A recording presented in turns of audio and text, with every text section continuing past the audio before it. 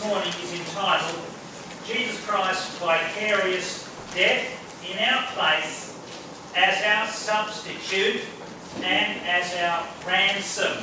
And the Bible reading has been Exodus 12, 1 to 30, and Isaiah 53. And the aim this morning is to understand and to teach 32 important Bible proofs of Jesus Christ's death on the cross as our substitute and as our ransom. A ransom means to pay a price to free a captive. To pay a price to free a captive. And we have been captives and slaves to sin, and Jesus and the sin and the law would take us to death, hell, lake of fire. But Jesus came into the world, God manifest in the flesh, and He paid the penalty for our sins on the cross, so we do not need to pay the penalty for our sins in the lake of fire. He died as our substitute, as our vicarious Saviour. Vicarious means in the place of, okay? And as our ransom. Now, as we have a look at Leviticus chapter 6, we're going to look at verses 2 to 7 to start with. It will be pulled up on the screen. And we're going to look at this as an introduction to the message this morning. And we have here a situation that talks about what happens if a person sins and commits a trespass against God. Okay? One of God's main attributes is that He's holy, but He's also just. And God has a legal system, a law in this universe. And when we break the law, there is a penalty. Got it? And God loves us and does not want us to suffer the penalty for our sins. So someone's got to pay the penalty. Okay? If the cops bust you for speeding and hit you with a $500 fine, and you haven't got any money, you'd like someone to pay the debt for you, would you? You would. That would be a big help. And you'd say, thank you very much. And so the law must be satisfied. The justice of God must be satisfied. But the love of God wants us to go to heaven. And God cannot throw the law in the rubbish bin, because then you would have anarchy. Anarchy means riot. Everyone doing evil stuff. That's terrible. You can't have that. And so let's look at this passage now. And we read here, if a soul sin and commit a trespass against the Lord, and lie unto his neighbour in that which was delivered him to keep, or in fellowship, or in a thing taken away by violence, or has deceived his neighbour, or have found that which was lost, and lies concerning it, and swears falsely, in any of all these that a man doeth, sinning therein, then it shall be, because he hath sinned and is guilty, that he shall restore that which he took violently away, or the thing which he hath deceitfully gotten, or that which was delivered him to keep, or the lost thing which was found, or all that about which he hath sworn falsely, he shall even restore it in the principal, and shall add the fifth part more thereto, and give it unto him who that pertains in the day of his trespass offering. And verse 6, he shall keep his trespass offering he shall bring his trespass offering unto the Lord, a ram without blemish out of the flock, with thy estimation for a trespass offering unto the priest. And the priest shall make an atonement for him before the Lord, and it shall be forgiven him for anything of all that he hath done in trespassing therein. So it speaks about in verse 7, the priest shall make an atonement for him before the Lord, it shall be forgiven him for anything of all that he's done. So the trespass offering is talking about the lamb that was sacrificed, the lamb that was sacrificed to pay the penalty for his sin. Now this is a concept that was taught in the Old Testament to show Jesus Christ fulfilling it in the New Testament. Now, this shows that forgiveness is possible only on the death of a substitute. Now, the aim is to teach the 32 Bible proofs of this, Jesus' death as our substitute and ransom, and a very important truth to understand, God cannot free a sinner until the demands of justice are satisfied. Think of that. God cannot free or forgive a sinner until the demands of the law and the justice of God are satisfied. Understand that?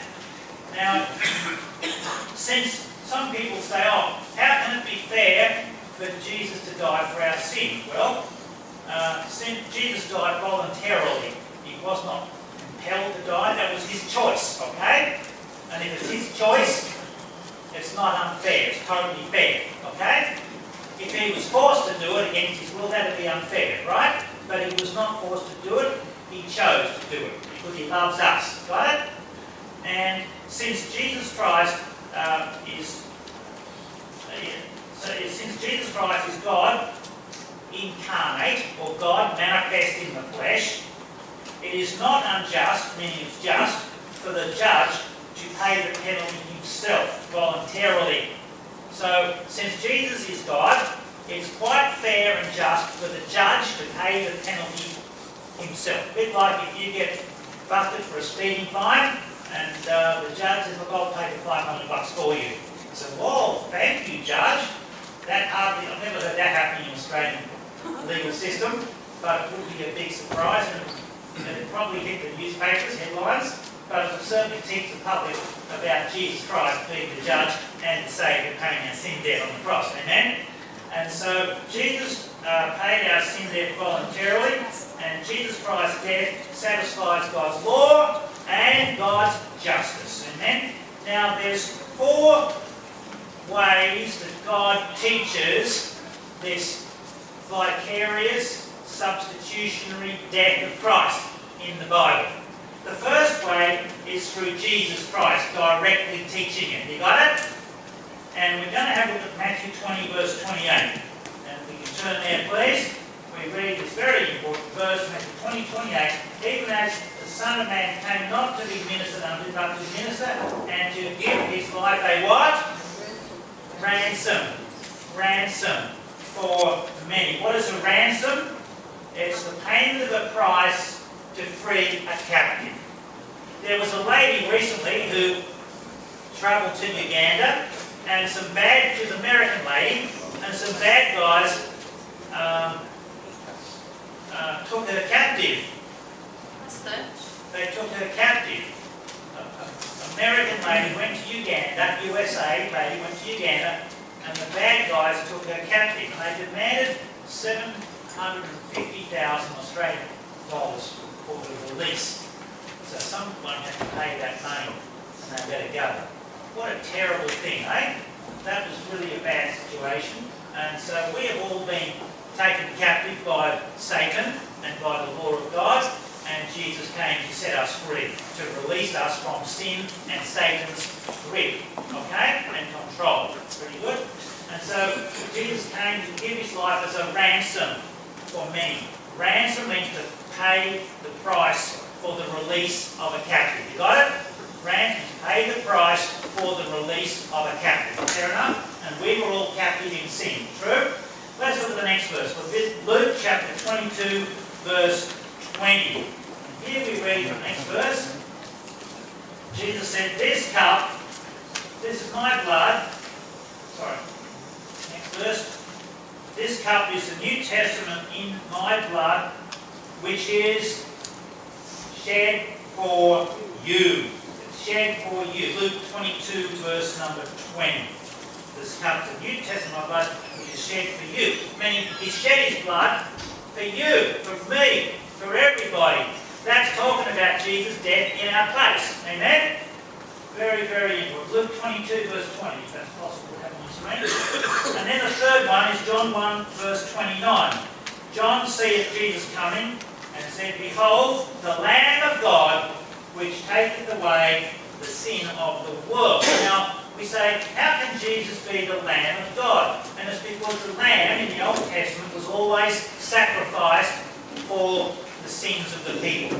Remember, on the Passover night, the lamb's blood was shed, and its blood put on the doorpost and the lintel, and the blood would not permit to destroy it, to destroy the firstborn. And so Jesus was the Lamb of God that takes away the the sin of the world. Why? Because the Lamb was a sacrifice for our sins. You got that? Let's do the next one. John 6:51. John 6:51. The bread that I will give, I am the living bread which came down from heaven. If any man eat this bread, he shall live forever. The bread that I will give is my flesh, which I will give for the what? For the life of the world. Jesus gave his body, his flesh, to be whipped and marred and beaten and bloodshed to secure eternal life for the world. Pretty good, eh?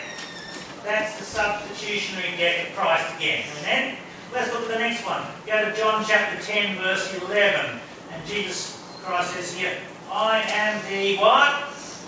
The good shepherd. The good shepherd does what? Giveth his life. Who for? The sheep. And who are the sheep? That's us. Jesus gave his life for you, for me, to pay our sin debt, to satisfy the law of God, so we could go free from the demands of the law and the penalty of the law of death, hell, later fire. He gave his life for the sheep, for us. Let's look at the next one. John 10, verse 15. As the Father knoweth me, even so know I the Father, and I lay down my life for the sheep. Jesus lays down his life, who for? The sheep. He lays down his life as a sacrifice, as a substitute, vicar in the place of. Okay, and that's a wonderful truth. Next one, let's go to John 15, verse number 13. And we read here, greater love has no man than this, that a man do what? Lay down his life. Who for? His friends. Wow. Jesus lays down his life for you and for me, to save us from the penalty of sin, which is death, hell, later fire. So we see that Jesus very clearly taught that he came to be our substitute in the place of. Okay? Sin bearer, saving agent, substitute. Amen? Ransom. But then we see number 2 heading this morning. The Old Testament pictures Jesus' substitutionary death. Let's have a look at Genesis chapter 4, verse number 4. On the screen, please. And we're going to look at verse 4 and 5. And so we read here, Abel, he also